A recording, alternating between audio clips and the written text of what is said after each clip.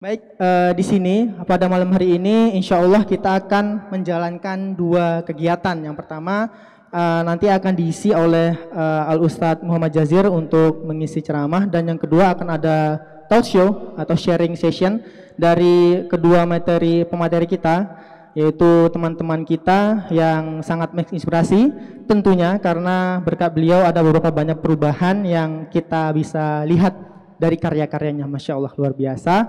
Baik, untuk selanjutnya kita akan memasuki acara berikutnya, yakni adalah sambutan dari Saudari Maharani Diva selaku perwakilan dari Masjid Suciati Saliman. Untuk itu disilakan. Bismillahirrahmanirrahim. Assalamualaikum warahmatullahi wabarakatuh.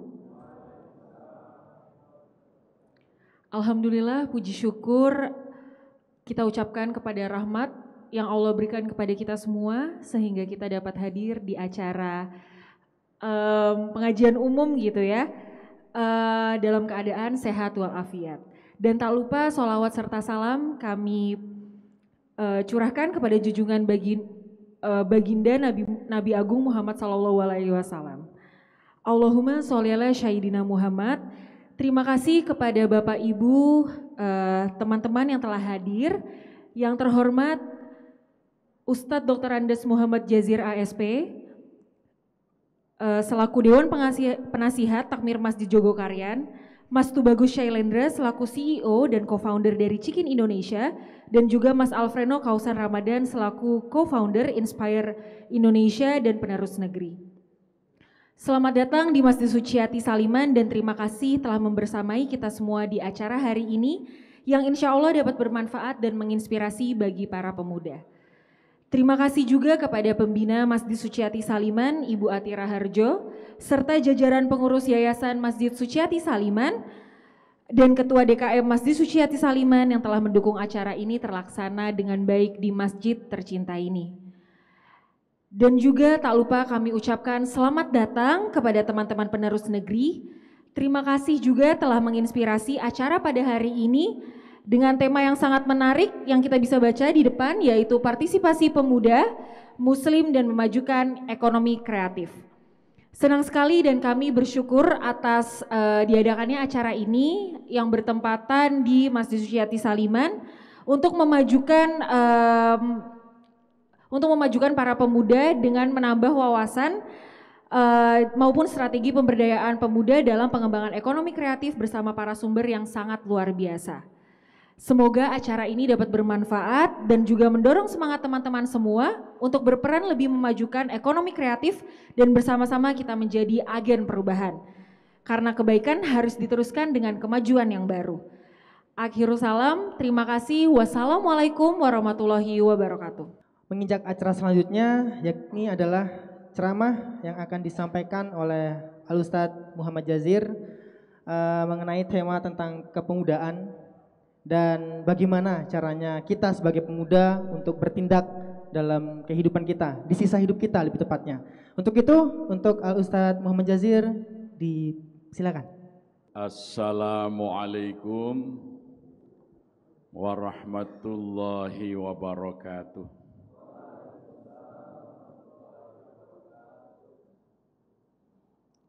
Bismillah, alhamdulillah, wassalatu wassalamu ala rasulillah wa ala alihi wa sahbihi wa mawalah wa la hawla wa la quwwata illa billah. Raditu billahi rabba wa bil islami dina wa bi muhammadin nabiyya wa rasulah.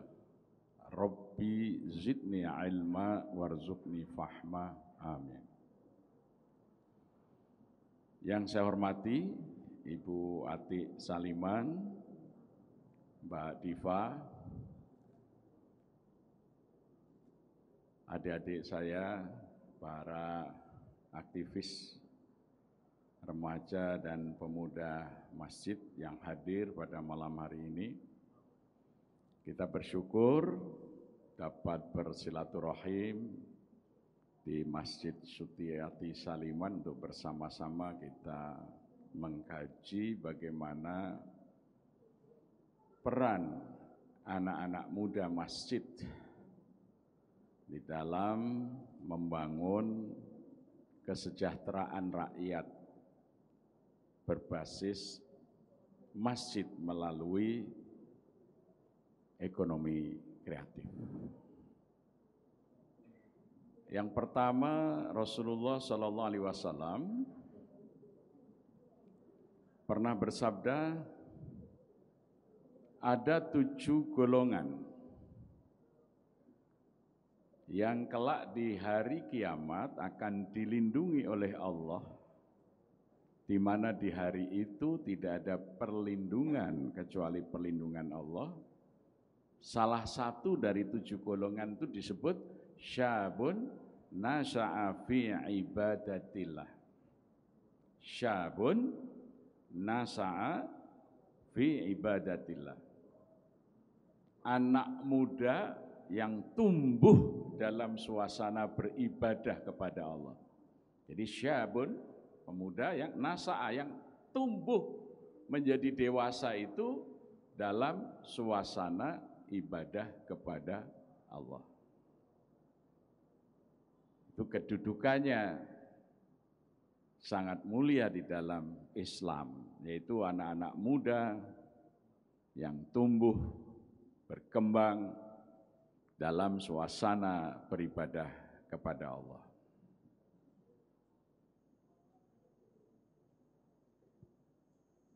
Di dalam hadis yang sama ditambah oleh Nabi ada rajulun qalbuhu mu'allaqun bil masajid. Orang yang hatinya terkait di masjid. Jadi kalau anak muda hatinya terkait di masjid berarti dia mendapat 2 jaminan perlindungan.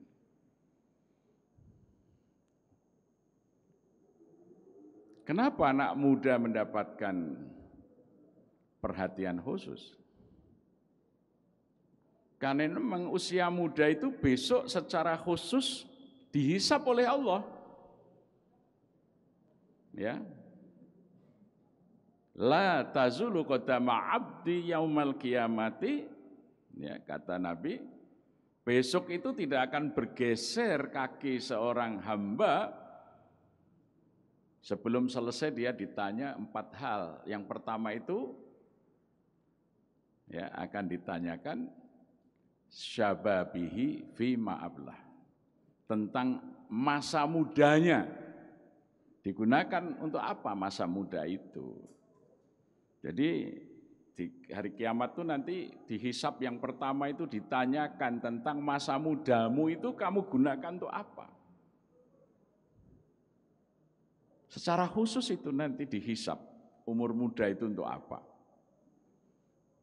Karena Allah memberikan segala potensi, baik potensi fisik, potensi nalar, potensi perasaan itu pada puncak-puncaknya di usia muda.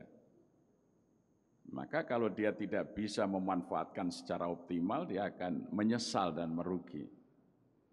Maka Sayyidina Ali pernah memberi nasihat, idza balagha 'isrina 'amma fa'ajarahul fikharu fala fikhara.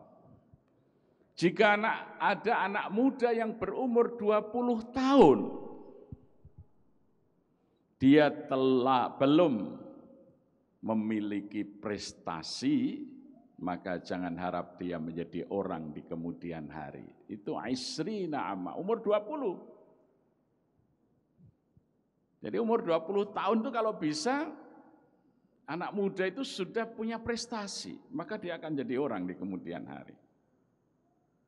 Ya.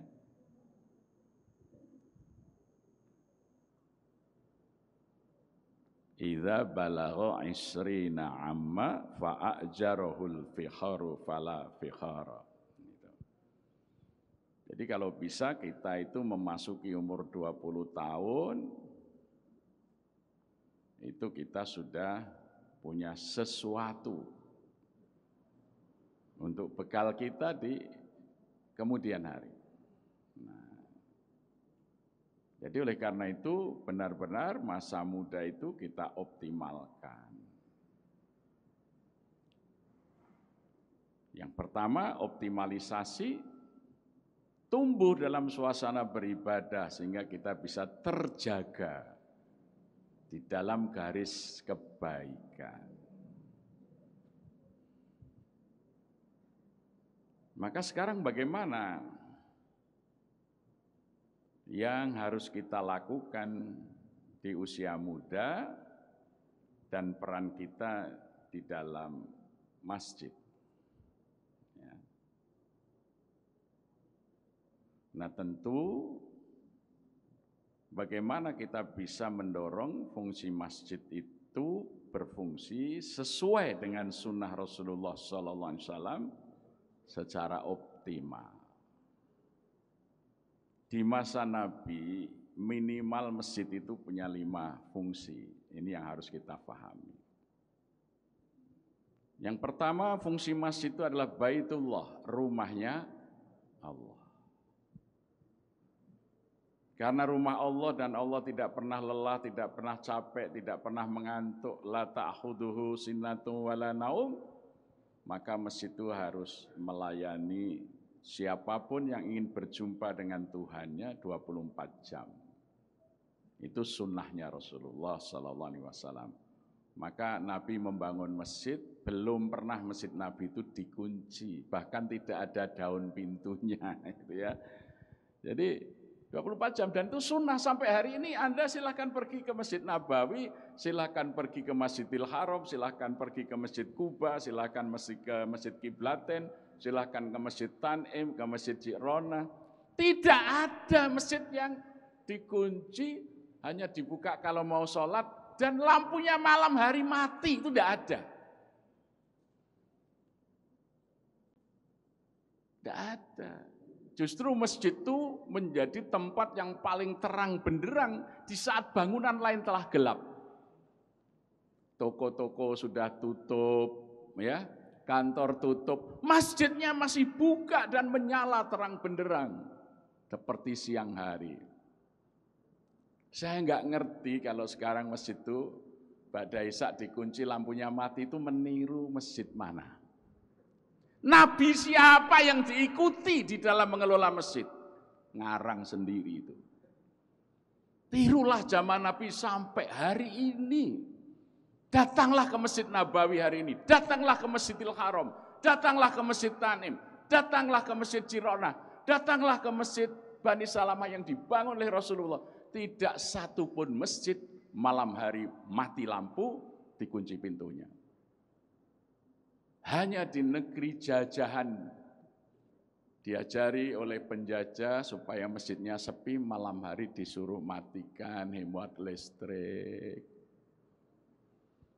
dikunci supaya tidak ada barang hilang. Bodoh sekali pengurus masjid itu, nggak ngerti tuntunan Rasulullah.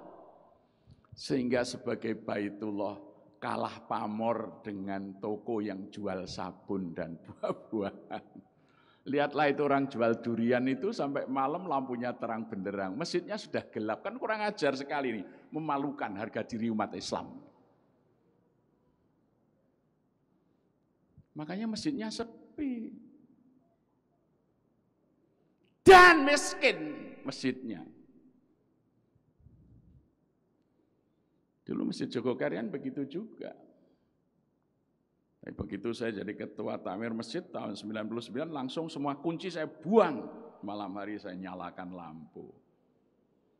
Tadinya infak masjid itu setahun cuma 8.640.000, sekarang infaknya 1 tahun 12 miliar. Menjadi tempat kunjungan orang. Hanya karena mengikuti sunnah Rasul.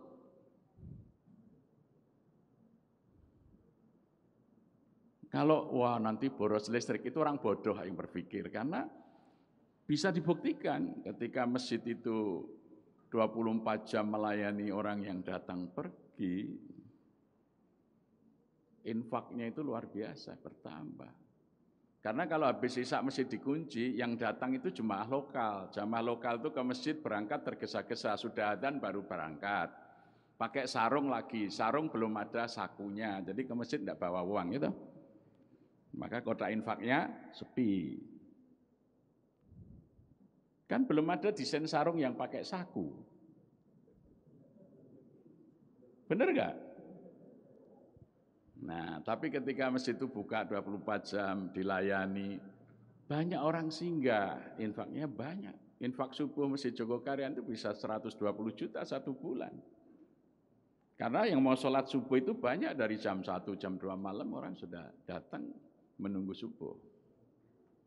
Tapi kalau masjid dikunci, ini kebodohan pertama, menolak sunnah Nabi hanya karena takut bayar rekening listrik. Itu MH mengkritik keras itu.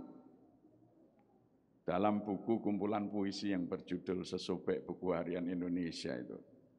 Cak Nun menulis, masjid di kotaku selalu dikunci jika malam telah tiba. Takut perabot-perabotnya yang mewah akan hilang. Ketika sholat tidak ditegakkan, ada seorang tua renta miskin datang memasuki halaman masjid. Satpam masjid itu mendatangi dan membentak, "Hei, hendak mencuri sendal kamu ya?" Maka si miskin itu pergi dan diikuti oleh Tuhan Robi yang di masjid tidak lagi ditemani. Itu sangat menarik. Saya nggak ngerti itu cara berpikirnya para pengurus masjid yang kalau malam hari masjidnya gelap dan dikunci. Padahal Rasulullah tidak memberi contoh begitu. Rasulullah itu contohnya nyata dan terang-terangan sampai hari ini sunnah itu ditegakkan. Bayangkan kalau Masjid Nabawi, Masjidil Haram malam hari gelap, siapa mau umroh di sana? Satu. Yang kedua, masjid itu adalah Baitul Mal fungsinya. Di mana masyarakat yang merasa uangnya lebih dititipkan di masjid untuk siapa yang merasa memerlukan. Sehingga potensi-potensi orang yang akan berusaha ini biasanya kesulitan mengakses modal, dengan fungsi Baitul Mal ini dia bisa kemudian mengembangkan kemampuannya berdagang, berbisnis. Ketika hijrah, sahabat Abdurrahman bin Auf sampai di Yathrib, dia tidak membawa apa-apa. Para sahabat menawarkan modal, menawarkan rumah dan lain sebagainya. Abdurrahman bin Auf mengatakan, tunjukkan kepadaku di mana pasar. Ternyata sore hari dia sudah pulang dari pasar, sudah bisa membeli rumah. Sudah dapat keuntungan emas sebesar jempol tangan. Padahal tanpa modal. Kemudian dia ditunjuk jadi bendahara Nabi, menjadi pengusaha kaya raya, dermawan, maka dia jadi bendahara Nabi. Bendahara kedua yaitu sahabat juga pedagang yang sukses namanya Utsman bin Affan. Sekarang ini juga ada yang menurut saya kurang sunnah, menunjuk bendahara masjid itu orang miskin. Mohon maaf ya, Nabi itu menunjuk bendahara masjid itu 2 orang. Semuanya pedagang sukses yang dermawan, Abdurrahman bin Auf dan Utsman bin Affan. Ya, makanya saya dulu jadi ketua takmir, saya tunjuk pengusaha. Jadi kalau mau bangun itu bangun dulu. Makanya rumusnya aksi dulu, itu memulai pembangunan, baru narasi, nanti hasilnya donasi. Contoh sederhana ya, tahun lalu kita masang lift 3 lantai, itu 820 juta. Karena bendahara punya uang kan, kita bayar per skot dulu lah itu. perusahaan liftnya itu. Ya, maka dimulai dikerjakan, baru dinarasikan. Dalam rangka memuliakan lansia, kasihan kalau harus naik ke lantai atas, maka masjid memasang eskalator atau lift. Mohon maaf jika selama pengerjaan itu ibadah Anda terganggu. Apa yang terjadi? Orang pada nanya, Pak kalau mau ikut nyumbang untuk lift ini gimana caranya? Baru dikasih nomor rekening atau tunjukkan kotak infak. 10 hari masuk 900 juta. Tapi kalau narasi dulu, masjid ini akan memasang lift harga sekian, mohon sumbangan, itu setahun belum tentu ngumpul itu. Karena rumusnya itu aksi dulu, bukan narasi dulu. Masjid ini mau direnovasi, anggaran sekian, itu menjadi beban di otak jamaah. Wah, besar sekali. Tapi kerjakan dulu. Baru dinarasikan, mohon maaf masjid Anda sedang kami perbaiki. Itu nanti orang, Pak kalau mau ikut gimana? Gitu. Karena tidak ada beban di otak orang yang membaca itu. Ya. Jadi rumusnya itu aksi dulu, baru narasi, nanti akan menghasilkan donasi. Jangan dibalik, narasinya kencang banget. Mau bangun masjid sekian miliar, ini. Uang nggak masuk-masuk, yang sudah masuk nggak segera dikerjakan, orang malah kehilangan kepercayaan nanti. Wah itu sudah berapa sumbangan yang terkumpul kok belum mulai-mulai. Ini bodoh sekali cara komunikasinya. Mohon maaf bahasa saya agak keras. Saya katakan, ya bodoh itu karena tidak mengikuti sunnah itu namanya bodoh. Gitu. Kalau bukan soal bodoh itu tidak berpendidikan, tidak. Yang menolak sunnah Rasul dalam segala hal itu orang bodoh. Nah itu menurut Al-Quran kan gitu. Ya, makanya masjid kok malam hari gelap dikunci, bodoh karena tidak mengikuti sunnah kan gitu. Ya, jadi bukan bodoh tidak berpendidikan, bukan, bodohnya karena tidak mau ikut sunnah Nabi, itu bodoh. Di masjid harus berfungsi sebagai baitul mal. Maka di zaman Nabi tidak ada masjid yang dikelola, dibiayai dari infak, itu tidak ada. Tidak ada. Tidak ada.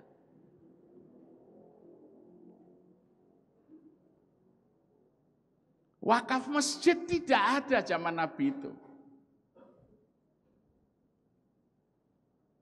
Tidak ada zaman Nabi orang wakaf masjid itu tidak ada.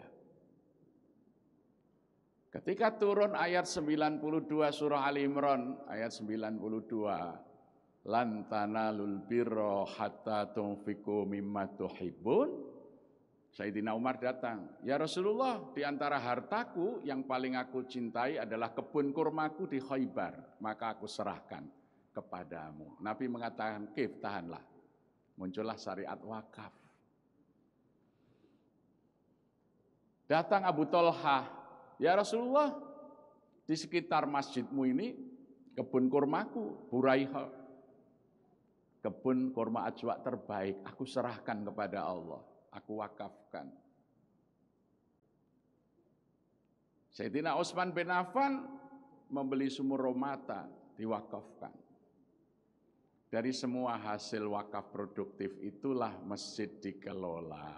Bilal yang tadinya budak sudah dimerdekakan, bekerja jadi kuli angkut di pasar, suruh berhenti, suruh menjadi muadzin, hidupnya dicukupi.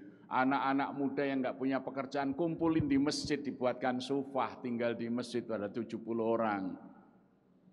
Dididik oleh Rasulullah SAW. Dari wakaf produktif, bukan dari infak. Infak untuk apa? Untuk kesejahteraan rakyat, bukan untuk bangunan masjid.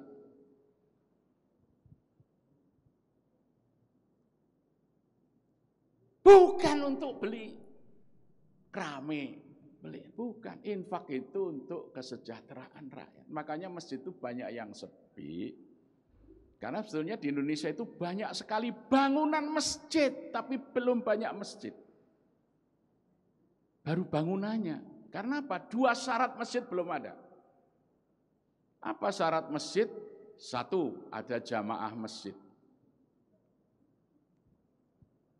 Sekarang nih yang banyak baru jamaah sholat bersama gitu, tapi yang sini sama ujung sana nggak saling kenal, itu namanya jamaah sholat, belum jamaah masjid. Mungkin di satu soft jejer sholat dengan kita nggak peduli, dia kelihatan sedih. Mas kenapa sih? Anak saya itu harus bayar kuliah belum punya uang. Lah kalau itu sudah ada interaksi begitu, itu baru jamaah masjid. Tapi kalau urusannya sendiri-sendiri, itu namanya baru jamaah sholat. Maka belum masjid, itu baru bangunan masjid. Ya, baik. Yang kedua syaratnya apa? Belum ada imam masjid. Karena selesai salam, selesai. Kalau imam masjid tidak begitu. Dia lihat jamaahnya, oh ini kemarin di situ ada yang sholat kok nggak datang lagi. Dicari tuh. Kenapa nggak ke masjid lagi? Itu namanya imam masjid, merawat jamaahnya. Ada yang lain sudah pulang kok masih berdoa. Ditunggu oleh imamnya, ditanya, ada masalah apa Bu? Oh iya, saya itu mau beli rumah, uang saya kurang, mau utang nggak punya uang. Oh sudah, singgahlah ke kantor masjid. Berapa sih Bu? Ya 480 juta Pak. Uang saya cuma 80. Ya udah, panggil itu bendara masjid, pinjamin dulu, bayar rumahnya. Itu yang kami lakukan di Jogokarian begitu. Itu namanya jamaah masjid dan imam masjid. Bukan jamaah sholat dan imam sholat. Maka masjid bagus-bagus, kalau belum ada jamaah masjid, belum ada imam masjid, sesungguhnya itu namanya candi Islam. Ya, gitu. Ya seperti Borobudur, Prambanan, gitu nggak ngurus umat, nggak ngurus kesejahteraan rakyat. Makanya datang Syekh Subakir ke Magelang, habis orang Buddha, semuanya pindah Islam.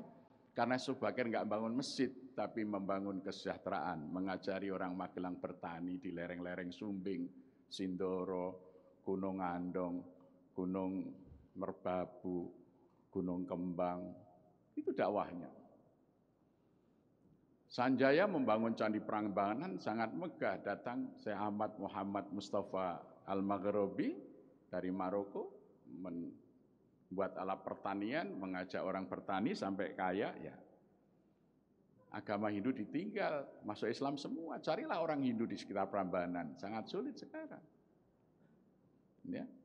Tapi sekarang orang bangun masjid, tapi jamaah yang miskin tidak diurus, anak muda yang mau punya usaha nggak punya modal, tidak dimodali oleh infak masjid. Infak masjid hanya untuk beli kemewahan bangunan masjid. Itu namanya candi Islam. Terima kasih. Assalamualaikum warahmatullahi wabarakatuh. Waalaikumsalam. Oke, sebelum masuk ke talk show-nya, ini ada sedikit informasi tentang teman-teman kita yang ada di depan ini. Yang pertama itu Alfredo Kausar Ramadan yang memakai songkok presiden yang ada di tengah. Beliau adalah co-founder Inspire Indonesia dan Penerus Negeri, millennial co-founder ya tadi, dan father of Penerus Negeri, komunitas yang bergerak untuk mendorong mewadahi potensi-potensi kalangan muda untuk maju dan berkembang, betul ya.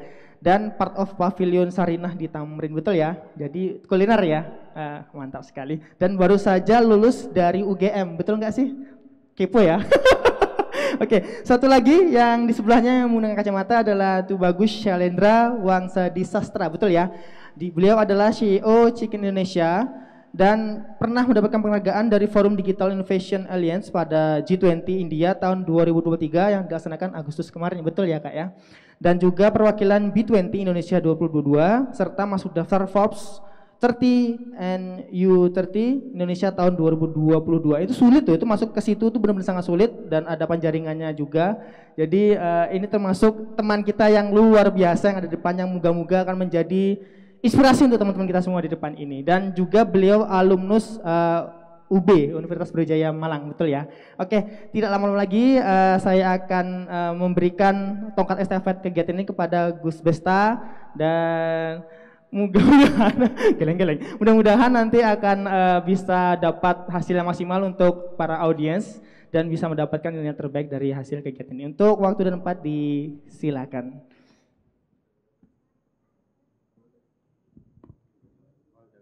Oke, assalamualaikum warahmatullahi wabarakatuh. Alhamdulillahirrahmanirrahim. Terima kasih tadi Mas Bayu, bener ya Mas Bayu ya, sudah memberikan tongkat estafetnya gitu ya. Jadi insya Allah malam hari ini seperti yang disampaikan Mas Bayu, kita akan ngobrol-ngobrol santuy ya kan, sifatnya talk show, dan nanti silahkan teman-teman memperhatikan, dan juga kita akan ada tanya jawab santuy juga. Jadi silahkan nanti tanya jawab juga. Nah sebelumnya perkenalkan, nama saya Besta Sudarta, saya bukan Gus ya, sekali lagi mohon maaf. Saya tinggal di Sidoarum ya kan, ya memang dekat sama Melangi kan. Nah itu kan daerah pondok pesantren, dan saya cukup punya banyak kenalan dekat di sana gitu. Jadi itu saya tinggal di Sidoarum, background saya dulu sebagai wakil ketua BEM UGM gitu ya tahun 2022. Dan kebetulan teman-teman ini adalah teman-teman saya yang sangat luar biasa. Dan sekarang saya akan memandu teman-teman buat bisa mengenal lebih jauh tentang ekonomi digital itu sendiri, atau terkait dengan ekonomi kepemudaan gitu. Nah mungkin sebagai intronya, kita tahu sendiri teman-teman bahwa Indonesia itu adalah negara dengan usia produktif yang sangat luar biasa banyaknya ya. Bahkan kalau di data BPS itu disebutkan usia produktif masyarakat Indonesia itu hampir 70%. Wah, lebih dari setengahnya ya kan. Nah, termasuk teman-teman ini semua adalah usia produktif gitu kan. Nah, kalau disebutkan usia produktif ini disebut sebagai bonus demografi. Tapi bisa juga sebagai sebuah bencana demografi. Wah, apa toh Mas bencana demografi bonus Mas? Radong aku. Wah, intinya adalah bonus demografi ini ketika pemuda atau orang yang angka produktif ini dapat dioptimalkan sebagai bahan bakar untuk meningkatkan ekonomi Indonesia, itu Indonesia akan bergerak maju. Nah, jadi bahan bakarnya adalah teman-teman ini yang sangat banyak sebagai bonus demografi yang akan mendorong Indonesia maju. Nah hari ini kita akan ngobrol sama Mas TB dan juga Mas Freno terkait dengan gimana terus untuk bisa memanfaatkan dan mengoptimalkan jumlah pemuda yang produktif yang begitu banyak ini, pemuda Islam yang produktif ya toh. Nah hari ini kita akan bahas, dan kita akan mulai dari Mas Freno dulu sebagai ketua CEO ya, CEO atau co-founder Inspire.id dan penerus negeri juga gitu. Nah kita akan bahas terkait dengan ekonomi digital gitu. Teman-teman kan juga santri dan pasti juga punya sosial media, punya internet. Jadi kita akan tahu piye caranya ya kan. Gimana caranya supaya kita bisa mengoptimalkan dua hal itu untuk bisa meningkatkan ekonomi kita gitu. Monggo silakan Mas Freno. Oke. Assalamualaikum warahmatullahi wabarakatuh. Salam kenal, nama aku Alfreno Kautsar Ramadan G. Piye kabare? Oh iya. Alhamdulillah. Tepuk tangan dulu untuk kita semua dong berarti. Pertama-tama selamat datang Mas TB. Kita hari ini sama anak-anak muda dari Masjid Suciati Saliman. Terima kasih Suciati Saliman Masjid. Terima kasih Tante Ati dan Mbak Diva dan kawan-kawan udah hadir. Ada yang tahu Rosa penyanyi? Tahu. Nah kebetulan beliau partner saya di perusahaan. Jadi kalau bicara ekonomi kreatif, Mas bisa izin, saya yang menjadi Executive Director dan Co-founder Inspire IDN. Sedikit bercerita dulu biar kita tahu konteks ekonomi kreatif ini. Inspire IDN sebenarnya perusahaan holding. Jadi di bawah itu ada 6 bisnis unit lagi. Salah satunya bikin konser, salah satunya ngebuat talent-talent, salah satunya ngebuat musik, ngebuat film, ngebuat digital startup, dan manage publishing gitu, manage IP. Nah mungkin teman-teman di sini, aku dan Mas TB pengen cerita-cerita pengalaman.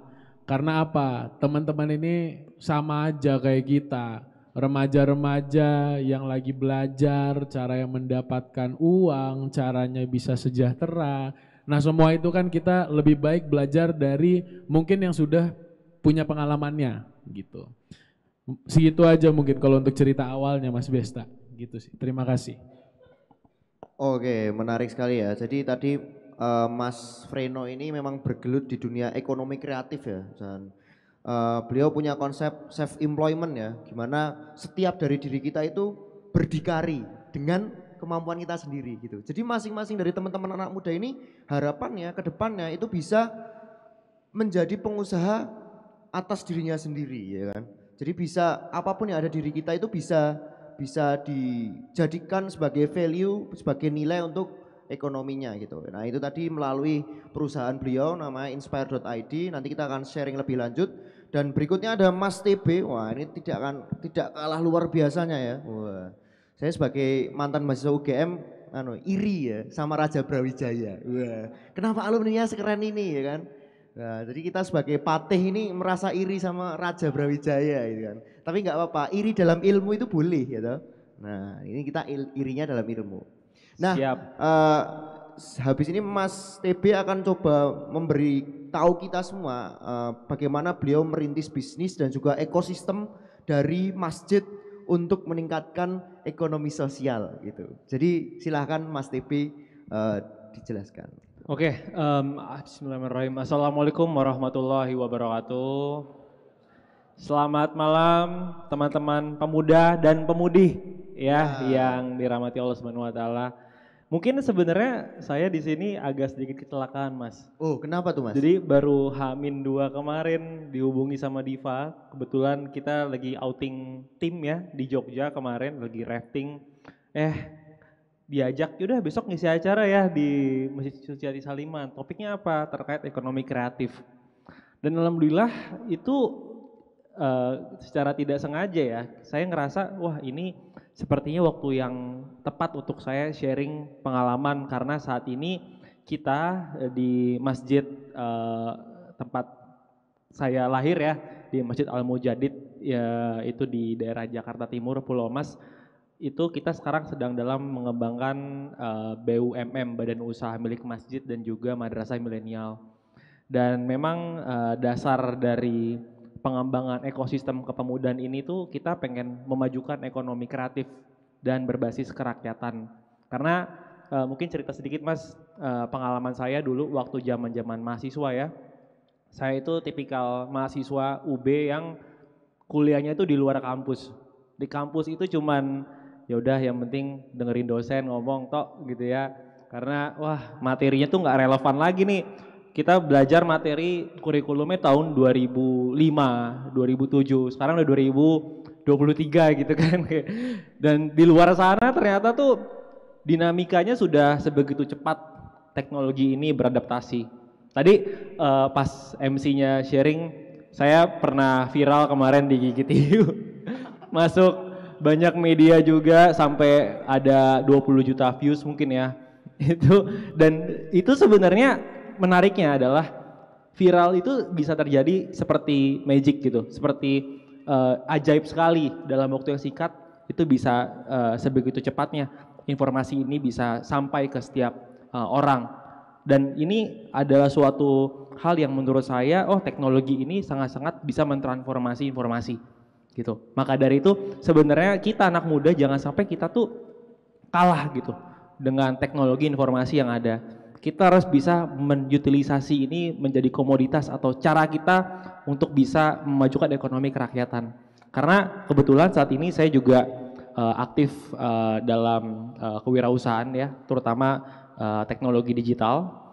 Saya saat ini sedang mendirikan Chikin Indonesia, mungkin yang teman-teman di Jogja atau yang punya kandang ayam mungkin familiar ya. Mudah-mudahan familiar. Kita saat ini mendigitalisasi teknologi peternakan dan saat ini kita ada 30 juta ekor ayam setiap bulan yang sudah tergabung di ekosistem kami dan kami juga sudah menyalurkan pembiayaan berbasis syariah ya. Kita kasih mereka pakan, bibit DOC dan saat ini sudah tersalurkan sekitar 700 miliar rupiah dalam waktu 1 tahun. Bayangin dengan sebegitu impactfulnya teknologi ini bisa mentransformasi suatu industri gitu. Dan ini yang akhirnya membuat kita dari teman-teman Chikin itu punya niat gitu untuk bisa menyalurkan dan menginspirasi teman-teman di lingkungan masjid. Karena awalnya saya itu waktu zaman SMA itu saya remaja masjid.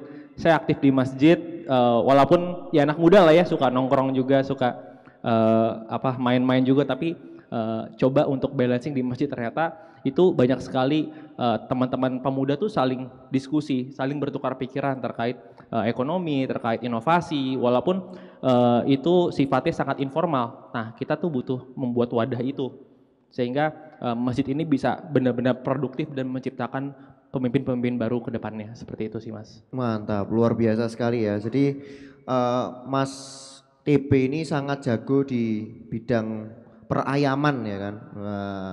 Perayaman. Nanti kan dia sempat bilang terkait dengan kandang ya, yang biasanya punya kandang ayam pasti familiar sama Cikini gitu kan. Nah, itu jadi memang beliau ini perusahaannya ini menggunakan IoT ya. Kalau teman-teman tahu Internet of Things gitu. Jadi kandang ini nek di remote iso buka dhewe ngono lho. Ya ora guyon iki. Ora, jadi emang Internet of Things-nya di bidang lain ya, orang juk kandangnya diklik iso buka ngono ya ora gitu juga gitu kan. Tapi memang langsung aja dicek di Instagramnya cikini.id ya kan. Nah, itu luar biasa. Nah, kalau teman-teman nanti mau punya produk ayam ya, nanti bisa sharing-sharing sama Mas TB, belajar gimana cara mengembangkan produk ayamnya gitu kan. Aku mau dodolan fried chicken yang pinggir jalan Mas, silakan gitu kan. Nah, tanya sama Mas TB nanti gimana cara mengembangkannya. Pasti dibantu sama Mas TB. Oke, kita akan kembali ke Mas Freno gitu ya. Wah, tadi beliau sudah mengenalkan bentuk usahanya ya kan, ya, Inspire.id salah satunya dan masih banyak lagi. Nah, jadi kan kita sekarang tahu ya, semuanya ini punya sosial media. Siapa yang nggak punya sosial media? Mesti semua punya kan? Ya nggak? Semua punya sosial media gitu kan. Semua menggunakan internet gitu. Nah, kita pengen tahu nih dari Mas Freno gitu, gimana sih caranya mengoptimalisasi internet tadi atau mungkin ekonomi kreatif supaya bisa meningkatkan pendapatan atau ekonomi terutama dari teman-teman santri ya atau anak-anak muda. Gimana ya Mas caranya biar ekonomi kita meningkat gitu? Kita capek cuman scroll TikTok lah gitu kan. Nah, gimana nih cara dari Mas Freno gitu kan? Gitu. Monggo Mas. Oke, nuwun Mas. Jadi semua di sini pasti punya TikTok. Ya enggak? Ya, semua juga punya Instagram. Gitu ya. Terus teman-teman di sini sekarang yumbo scroll wae, nggak ada yang namanya ngebikin konten tersebut. Nah, menariknya Mas TB, mungkin kalau Mas TB dan Mas Besta tadi ngobrolin sedikit tentang iya gimana caranya ada BUMN segala macam. Nah, aku lagi mau menginisiasikan gimana caranya mereka bisa jadi konten kreator remaja masjid, Mas. Gitu. Jadi lebih tepatnya gimana caranya mereka bisa membuat sosial media yang ada di HP menjadi karir mereka. Jadi ada satu ide yang aku establish Mas, yang aku kasih gitu. Namanya adalah bekerja untuk diri sendiri. Bahasa Inggrisnya keren banget, self employment namanya. Nah, itu membuat anak-anak remaja itu ibaratnya gak perlu lagi mereka kerja di kantoran Mas, gitu. Kalau ditanya sama teman-temannya, kalian pengangguran? Yombo ora. Mereka itu pelaku ekonomi kreatif, gitu. Apa sih sebenarnya? Nah, ketika teman-teman gitu ngelihat TikTok, ngelihat Instagram, mereka kan udah seakan-akan tuh ahli dalam konten yang mereka publish masing-masing. Nah, teman-teman remaja masjid ini aku rasa punya keahlian di bidang keislamannya Mas. Gitu.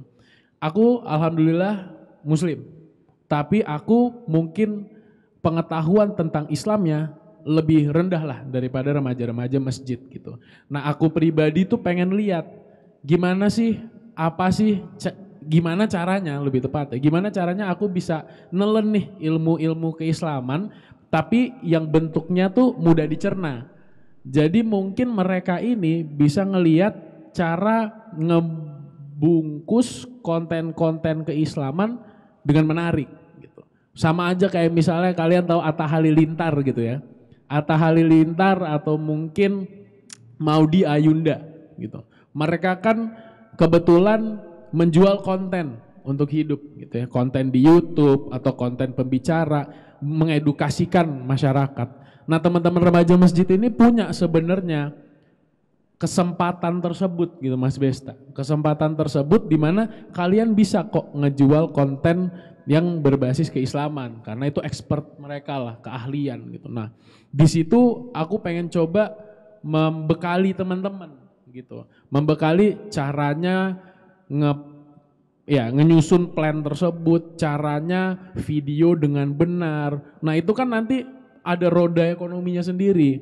Nah, itulah jadi saya berharap gitu hari ini teman-teman juga bisa tahu insight-insight gitu loh. Pembelajaran-pembelajaran. Karena jujur Mas TB dengan BUMM, saya dengan ya apa yang saya bilang seperti santri digital itu harapannya bisa menyentuh teman-teman juga sih. Supaya teman-teman ngerasa, oh influencer tuh nggak cuman joget-joget terus jual-jual produk. Tapi juga bisa dari konten-konten yang edukatif. Apalagi yang secara keislaman. Gitu Mas Besta. Oke, benar banget ya, luar biasa Mas Freno tadi. Nah, memang kita tahu sendiri ya, sekarang ini banyak sekali yang hidup dari sosial media. Itu saya sering lihat itu di TikTok. Itu kan karena saya ini ngefans banget sama Sayyidina Umar ya, Sayyidina Umar bin Khattab gitu kan. Itu ada TikToker yang dia itu membahas sirah nabawiyah terkait Sayyidina Umar bin Khattab gitu. Itu orangnya begitu sederhana, begitu berwibawa. Ternyata saya baru tahu juga ternyata belusuan itu juga pertama kali di zamannya Sayyidina Umar gitu. Jadi Sayyidina Umar tuh kalau siang sampai malam belusukan di pasar, cari yang tidak adil mana dan sebagainya. Nah, itu saya baru tahu lewat TikToker ini gitu kan. Nah, TikToker ini bisa mengajari kita lewat ilmunya, lewat sosial media itu gitu. Dan akhirnya nanti beliau ini bikin kaos Sayyidina Umar bin Khattab. Wah, saya beli tuh. Wah, karena saya ngefans sama Sayyidina Umar, saya beli kaosnya beliau, ya kan, yang bikin beliau. Dan akhirnya dari pengetahuan agama yang diolah dengan digital kreatif, ekonomi kreatif yang disampaikan Mas Freno tadi, ternyata bisa menghasilkan uang, gitu kan, gitu. Jadi semuanya tuh bisa menjadi self employment, ya kan, bisa menjadi pengusaha untuk dirinya sendiri, ya kan. Nah, nanti kita belajar lebih lanjut sama Mas Freno gitu. Oke, kita akan ke Mas TB ya kan. Jadi kita tahu sendiri Mas bahwa di setiap desa atau kampung atau mungkin karena teman-teman santri di pondoknya pasti ada masjid ya kan. Nah, kebetulan karena Mas TB ini mengembangkan BUMM ya kan, Badan Usaha Masjid ya kan. Milik masjid. Wah, nyaingi BUMN. Enggak apa-apa, siapa tahu nanti ada BUMN tapi bentuknya dari masjid gitu. Enggak apa-apa gitu kan.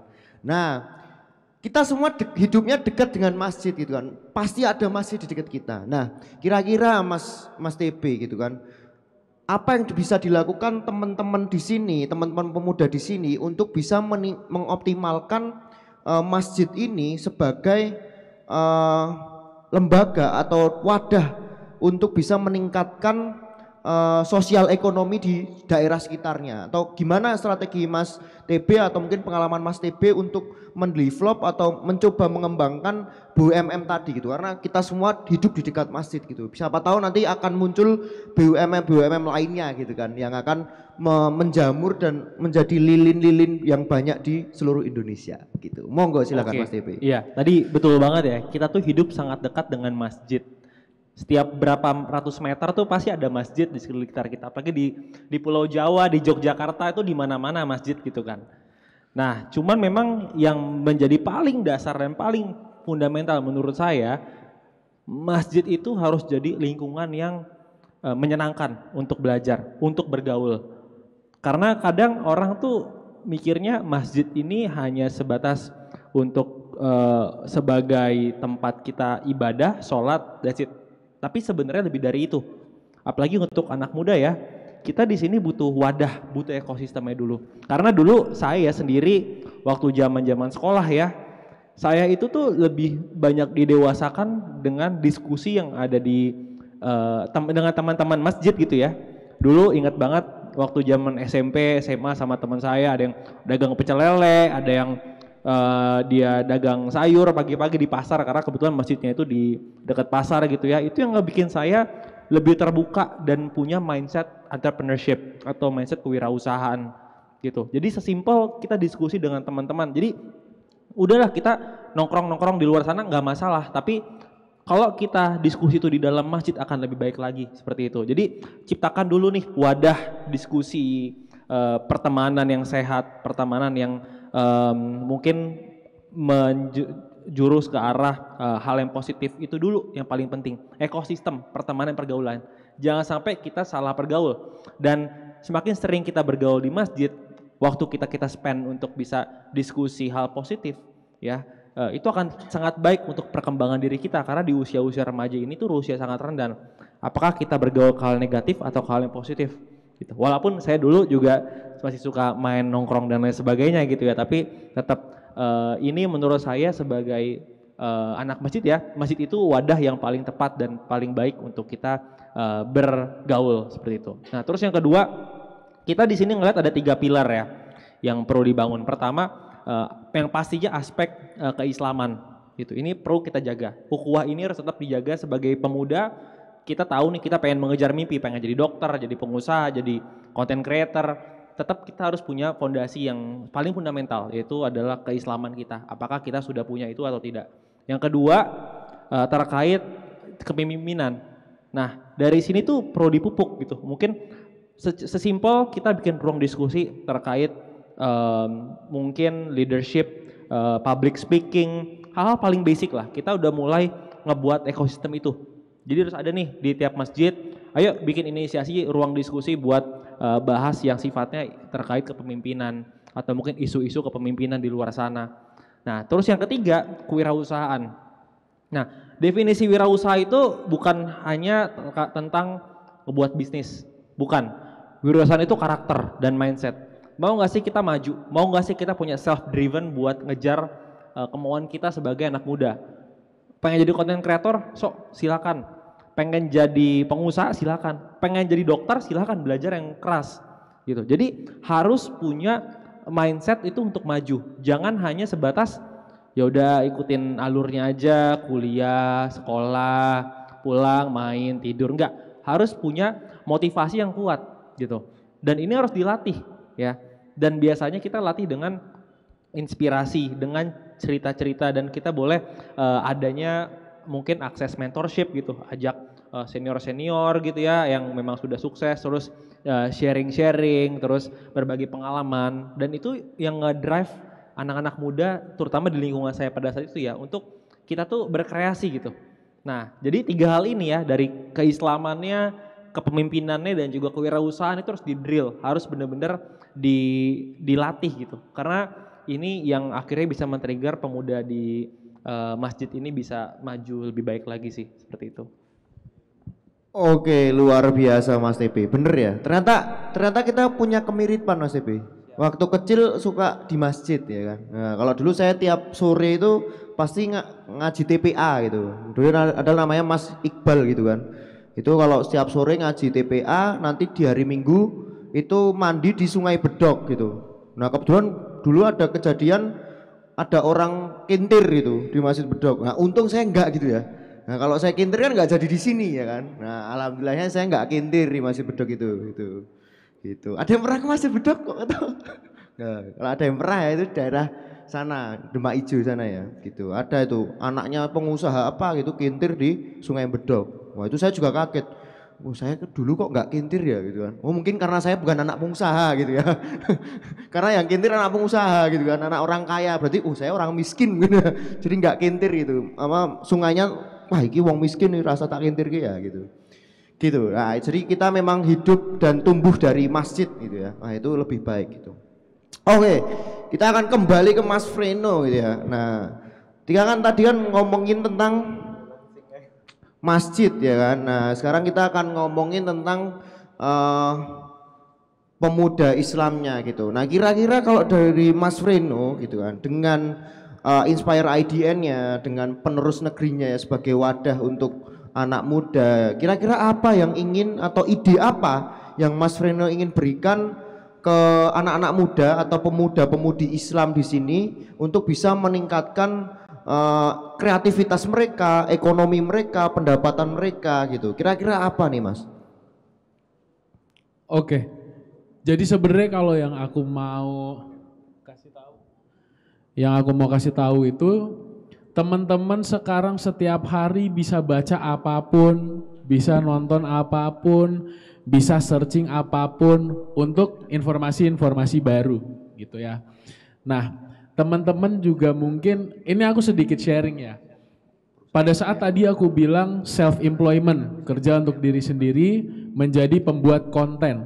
Itu kan gak semena-mena cuman orang yang ada di depan layar gitu. Teman-teman juga harus tahu orang yang di depan layar ini itu harus punya teman, orang yang memang ngomongin kreatifnya. Terus ada lagi orang yang untuk ngomongin video editingnya. Ada juga satu lagi yang ngelakuin video takingnya. Jadi itu kan udah 4 orang gitu. Nah contoh kenapa sih aku dari tadi ngomongin konten. Simpelnya begini teman-teman. Kalau kita sekarang itu ngelihat konten, teman-teman cuma ngelihat dan berpikiran oh videonya doang. Sebenarnya itu lebih dari itu. Aku ini berpengalaman penyanyiku menangis itu. Dia secara brand harganya udah ratusan miliar Mas Mbak, gitu loh. Nah, tapi kita kan gak bisa cuman ibaratnya buat Rosa ini dapat duit hanya dengan menyanyi di depan festival, hanya menyanyi di depan teman-teman, hanya menyanyi di depan konser. Udah gak zaman kayak gitu.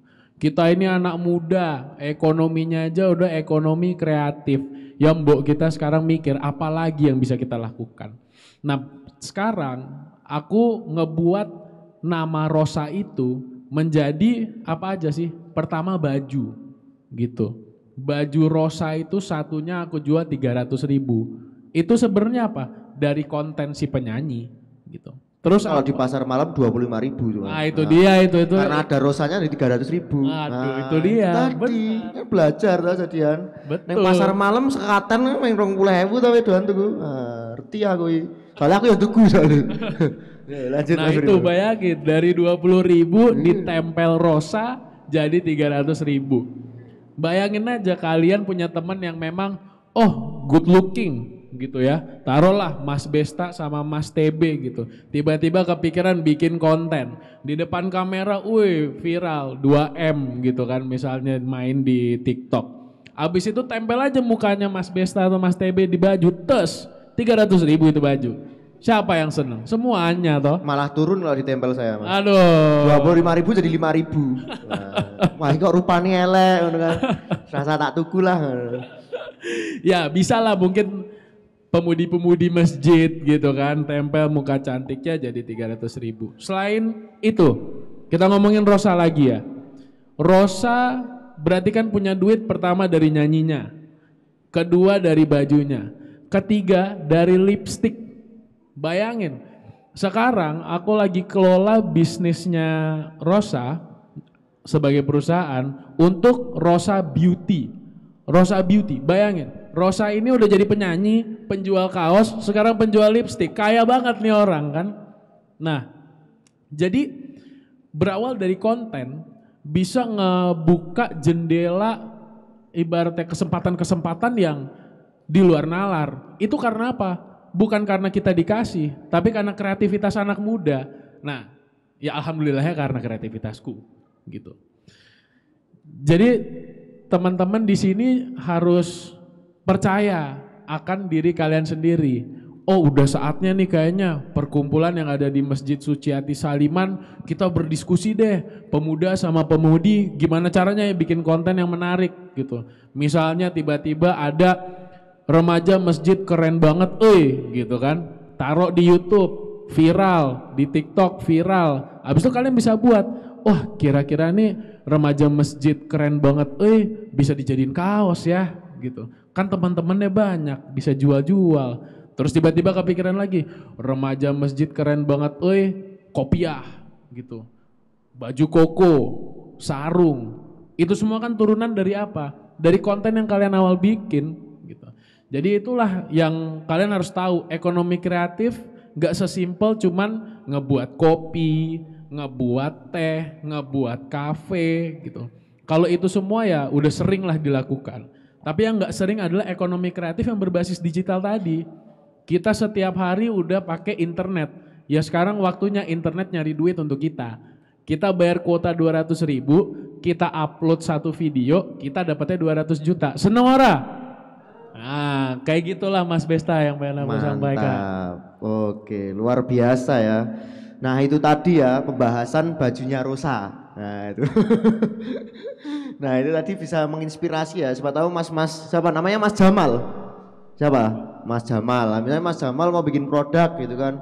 Produk Jamal Santri. Wah, itu nanti bisa dibikin lah ya. Misalnya kerupuk Jamal. Nah, kerupuk Jamal dan misalnya kayak gitu ya. Nah, nanti silahkan dibikin. Nah, itu banyak caranya ya. Untuk cari uang tuh banyak ternyata caranya. Cari uang halal itu banyak. Jadi jangan cari uang yang enggak halal gitu. Jadi cari uangnya yang halal gitu. Jangan korupsi, jangan nyolong ya kan. Karena cari uang halal gampang. Oke, tadi cara dari Mas Freno nih. Nah, aku pengen denger nih dari Mas TB ya kan.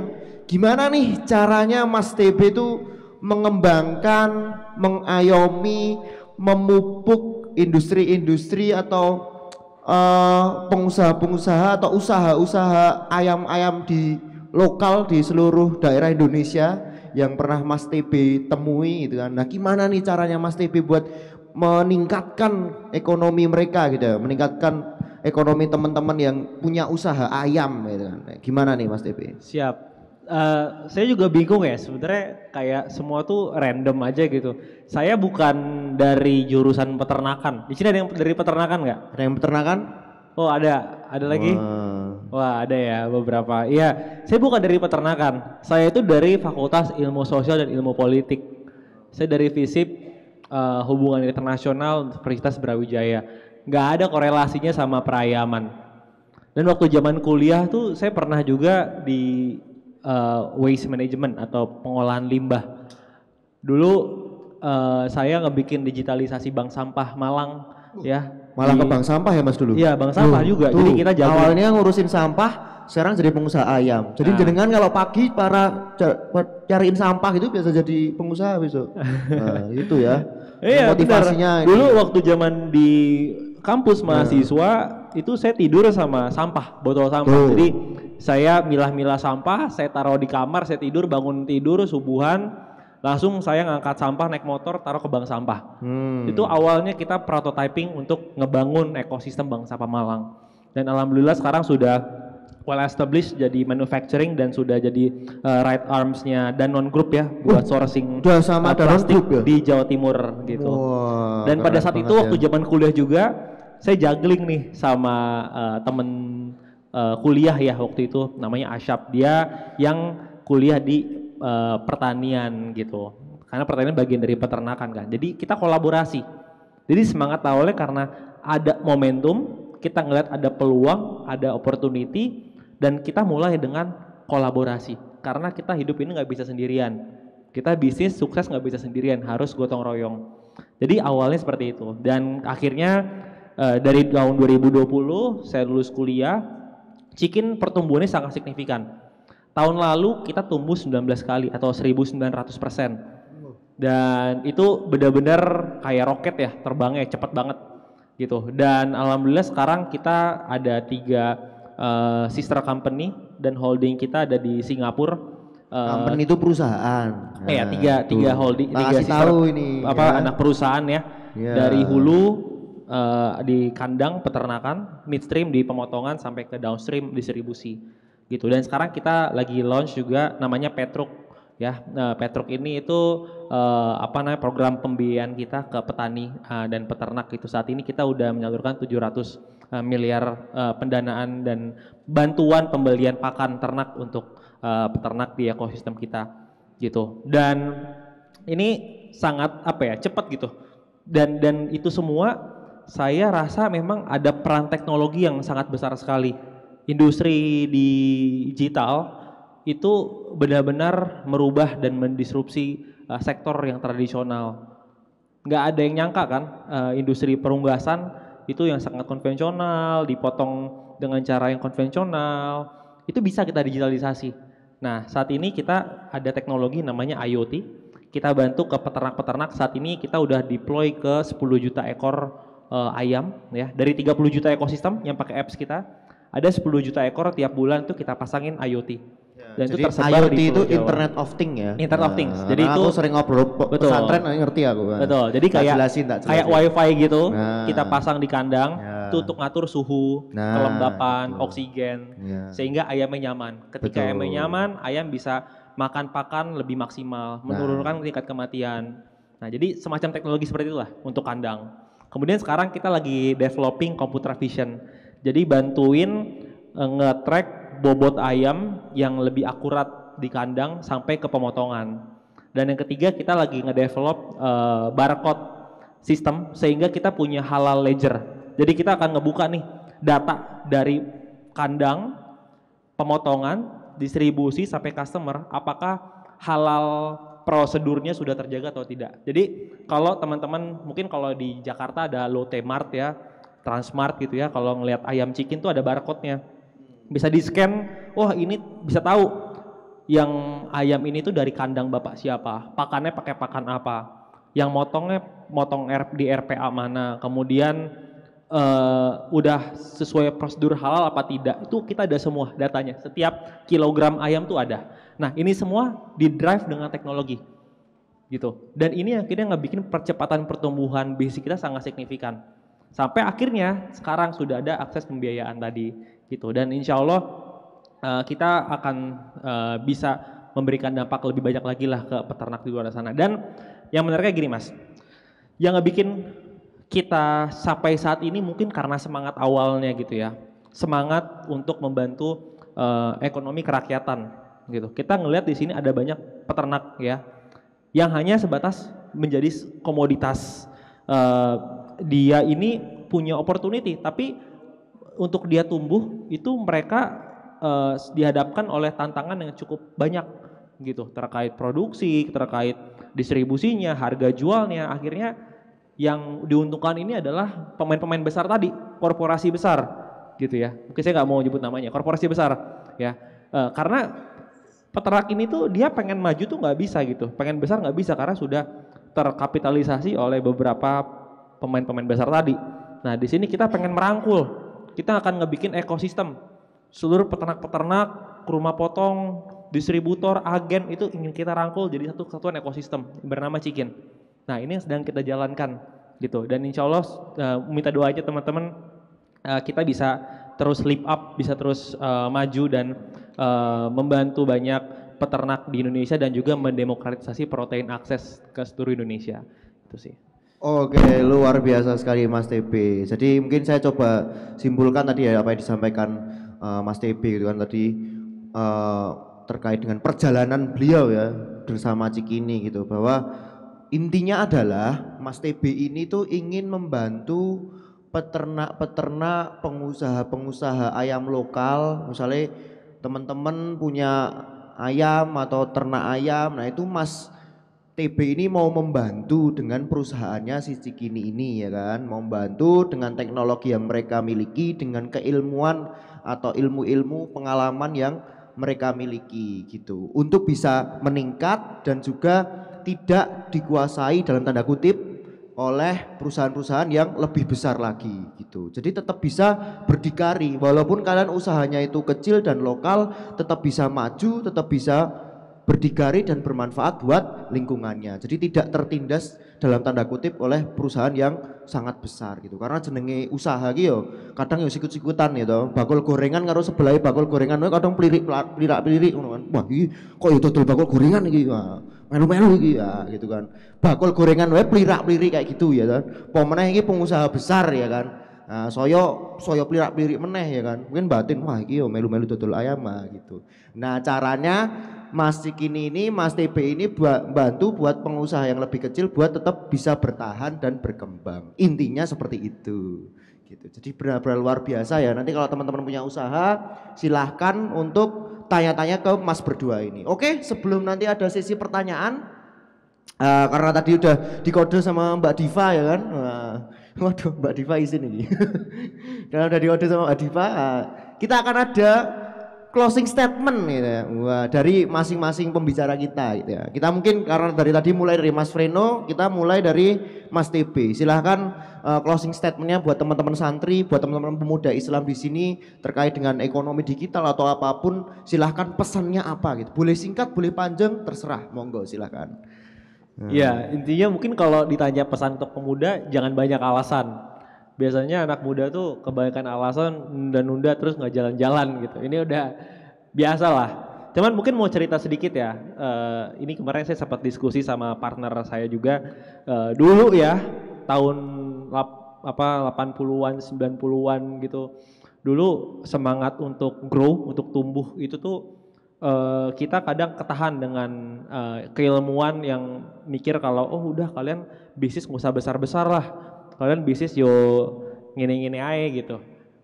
Dan dulu tuh semangat growth oriented ya atau pertumbuhan dan akselerasi itu tuh ketahan dengan pendidikan yang ada pada saat itu. Tapi pada saat itu juga ternyata perusahaan-perusahaan konglomerasi besar ini tuh sudah menjejaki dari tahun 80-an, 70-an gitu. Akhirnya sampai sama gurita itu.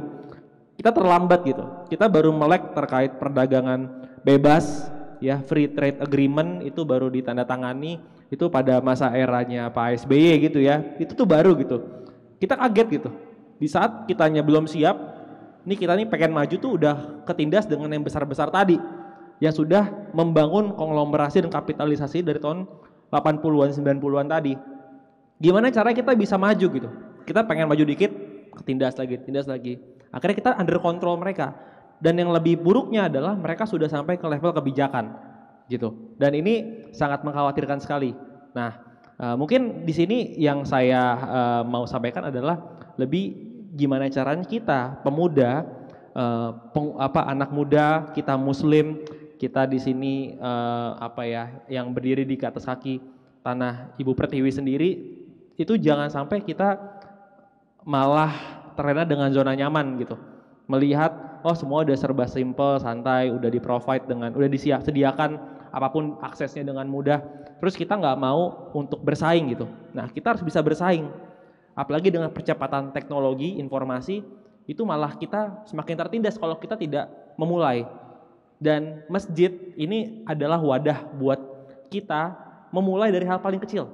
Diskusi terkait inovasi, terkait kewirausahaan, kepemimpinan yang dilandasi oleh keagamaan.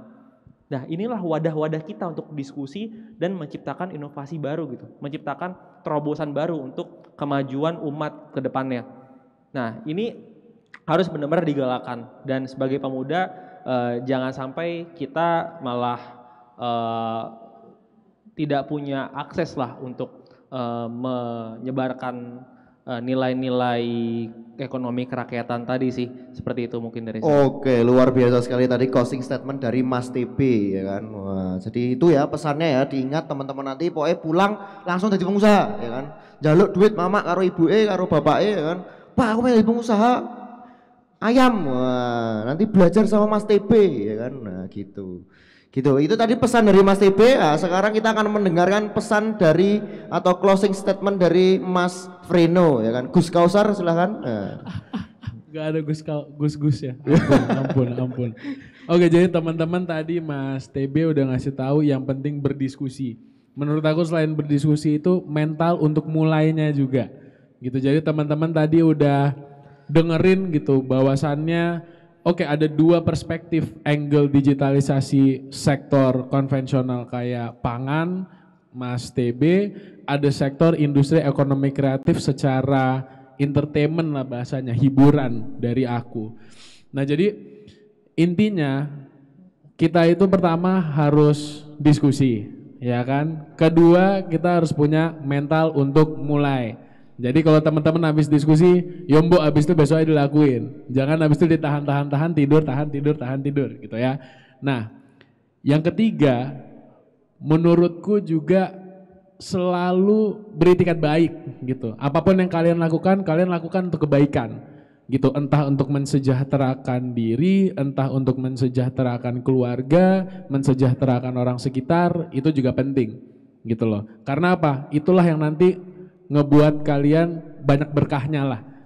Jalan tuh yo lurus-lurus wae gitu. Aku tadi baru belajar satu pepatah gitu ya. Enderek pusat, ora maksiat. Yang terakhir nih, ekonomi meningkat. Wassalamualaikum warahmatullahi wabarakatuh.